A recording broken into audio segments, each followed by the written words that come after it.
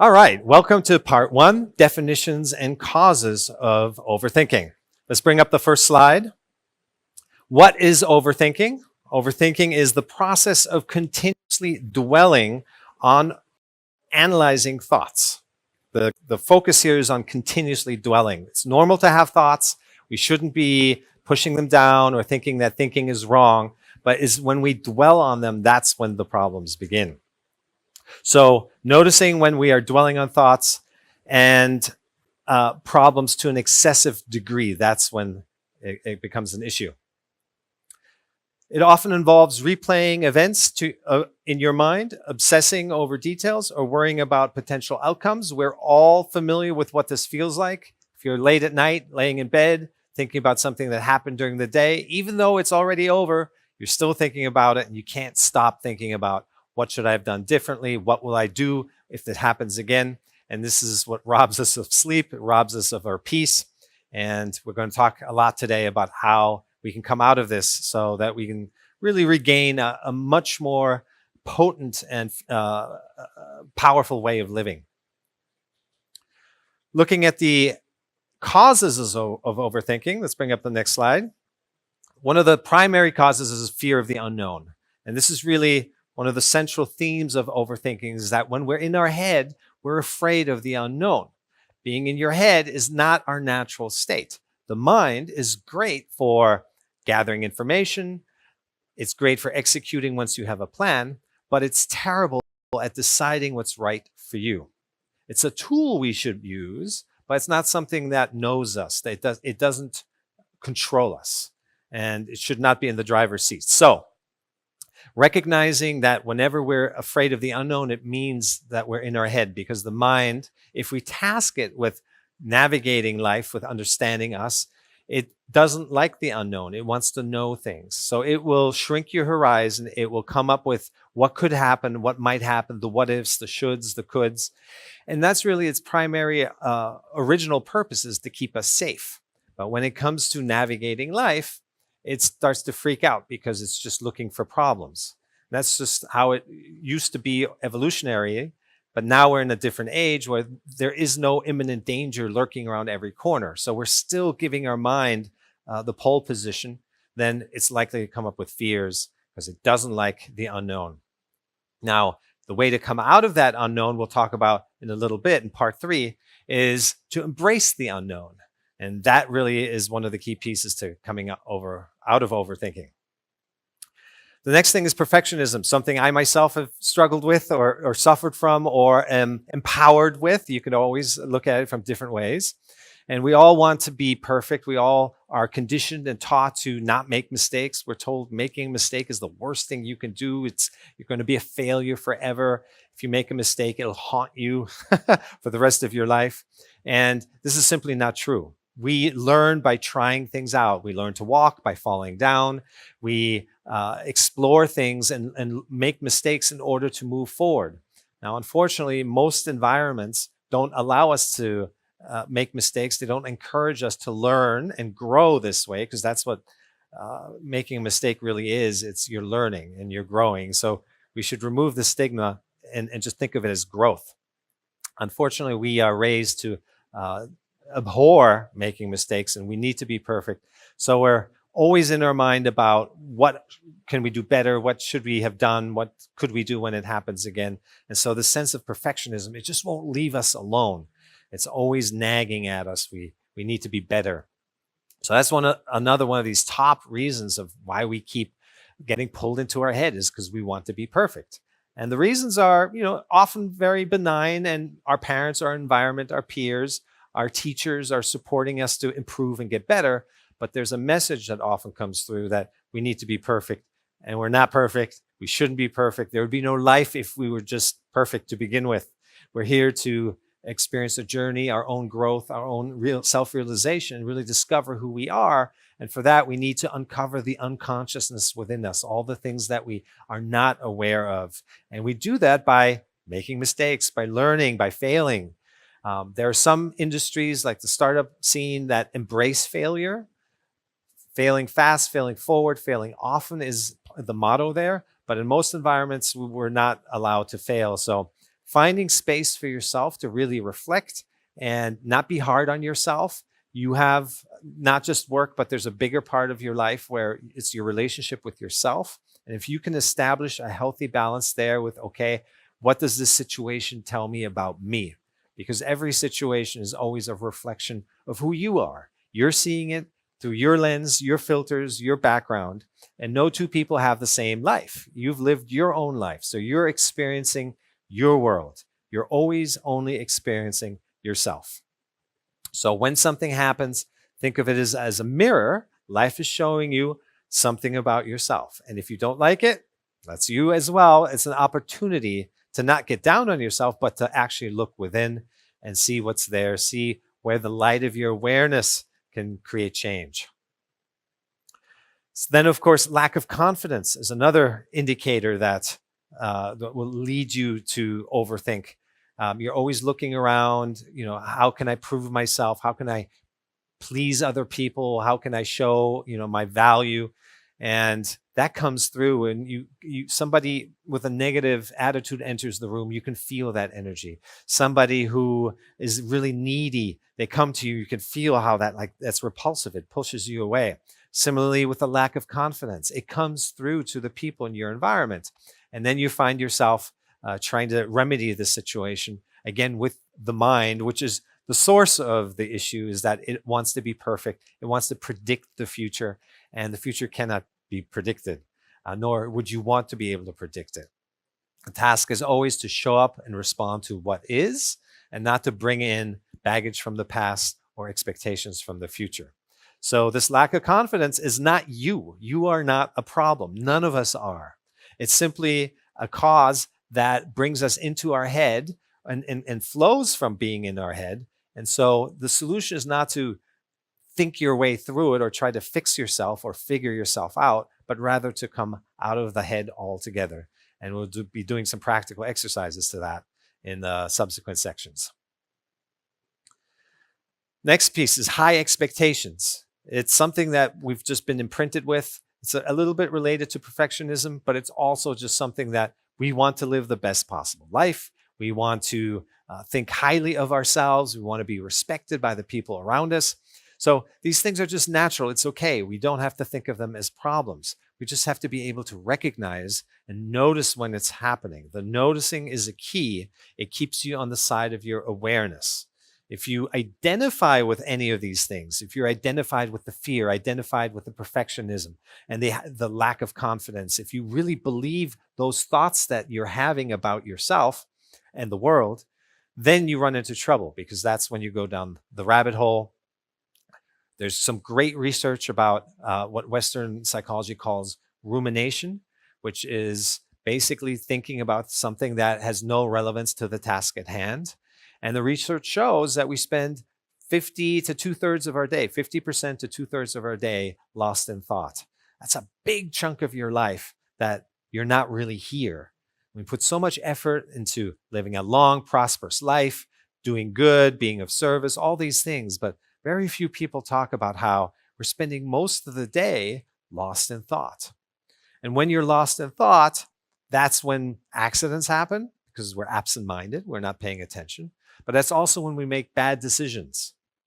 When we're lost in thought, we're essentially reacting to an idea that hasn't happened, some future moment that hasn't come, and we're just attaching ourselves to it and allowing this reactivity. It could be unpleasant or pleasant, makes no difference.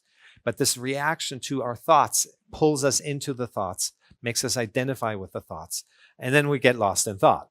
And then before you know it, 10, 20 minutes go by and you finally notice that you snap out of it. It's often because your thoughts become so ridiculous that you come back to the present moment and it feels like you're emerging from this fog. You just don't even know where you were. Your body was here, but your mind was not here. You were not present, and you were missing out on life. Meaning there could have been the opportunity of a lifetime for business and career. There could have been the love of a life that you might meet somebody, or even just a beautiful sunset, whatever it is. It was right there in front of you, but you missed it because you were lost in thought. And so this reactivity is key to recognize that our feelings Our thoughts and feelings come and go. They're natural. This is not to be diminished. Nothing about mindfulness and developing greater awareness about overthinking is to get rid of thoughts, but it's to recognize thoughts.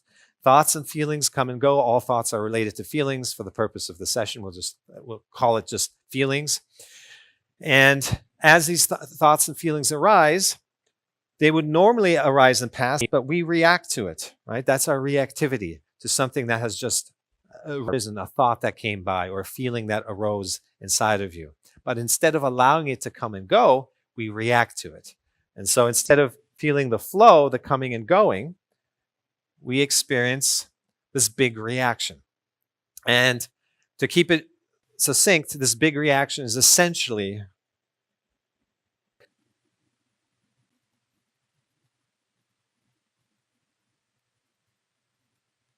the story of me. This is your personal narrative.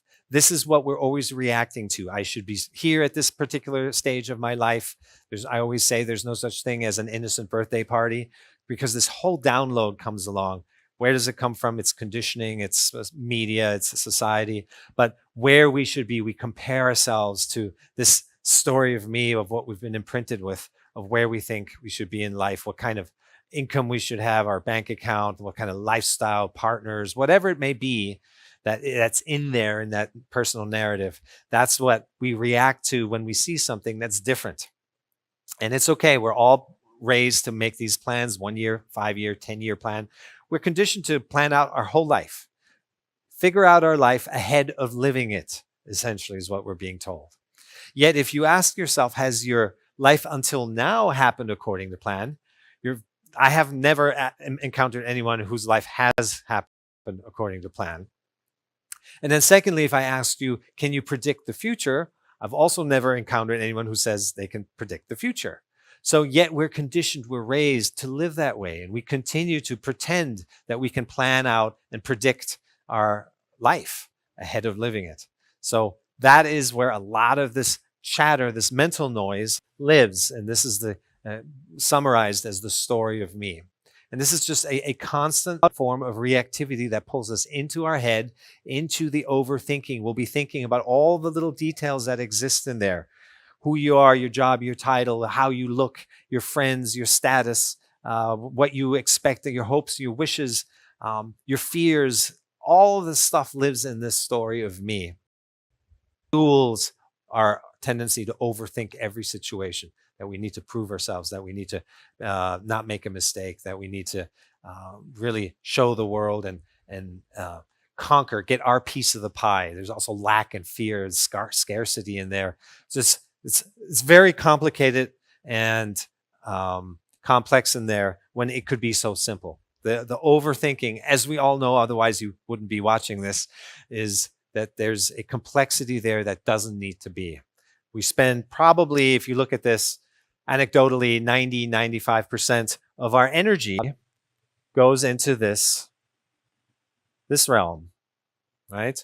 And if we came out of overthinking and just allowed our thoughts and feelings to come and go, and then keep a balanced mind in the process, and then make good decisions from the insights that come with this coming and going, then we're actually spending energy on what is real, which is our feelings and our thoughts about what is happening right now. We have a choice to actually engage with certain thoughts and not to engage with others. So that is one of the keys to come out of overthinking, is to develop the awareness of your thoughts as well as your feelings.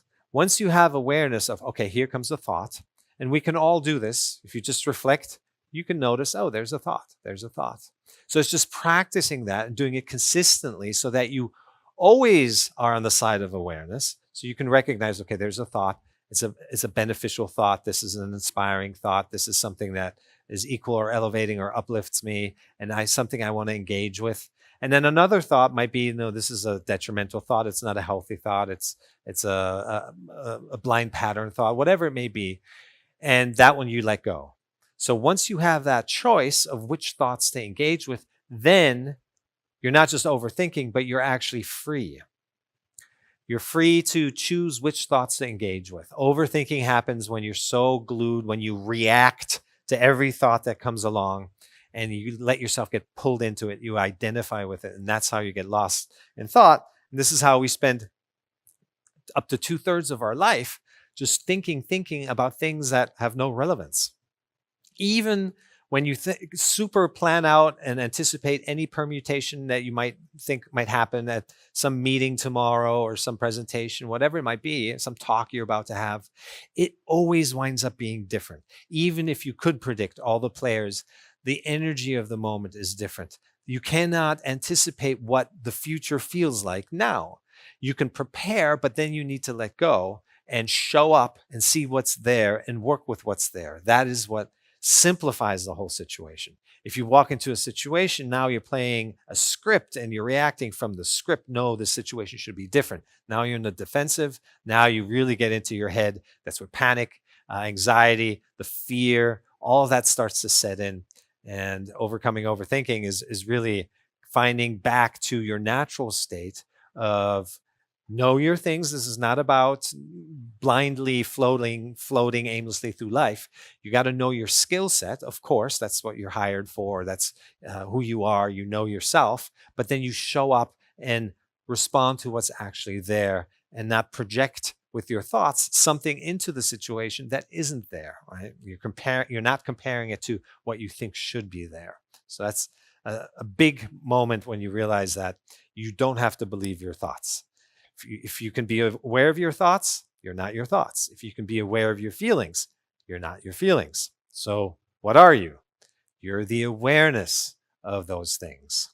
That is your true essence. That is your true identity, if you want to call it that. You're not your job. You're not your income, the stuff you own. You're not your name, your body. You're not your story of me. As much as we believe it when we're sucked into it, it's just a cluster of thoughts. And yes, the nervous system is wired to uphold and maintain this truth structure, as I call it, this control grid that we establish around ourselves to try and avoid all the fears and the control and the anxiety and the lack that the mind automatically looks for problems. It looks for danger. So we create this control field around us, and that's not a healthy way to live because life can't be controlled. Life is always evolving, always changing. It will never stand still. So by trying to hang on to it, we create even more suffering for ourselves. It's already hard enough to live with this constant comparison of what's happening when you think what should be happening based on the story, the personal narrative of me. But then the anxiety, the fear that we allow into the picture because we're in our head and we're allowing ourselves to focus because we don't have the ability to really discern which thoughts to engage with and not. That then introduces just all the fear, anxiety, and the dread of waking up the next day and going back into life. So coming out of our head isn't just quieting the mind, isn't just creating calm. It's reconnecting to inspiration, reconnecting to the aliveness of life, reconnecting to the flow of being part of a greater current, not just always feeling like it's me against a big scary world. There is a greater intelligence behind all of this, that if we tap into that, if we connect into that, if we recognize that we just have to get out of our own way, specifically, mostly, primarily with our thoughts, then that flow takes over and it guides us in ways that are so miraculous that we couldn't even imagine our best life. I always say early on in our journey, we are upset that life is getting away in what we want to live, the life we imagine. But ultimately, in the end, we recognize we can't imagine our best life. The mind is just too limited for that. It has its purposes. It's an incredible tool for certain things, but we need to just use it for the things it's designed for and not for the things it's not.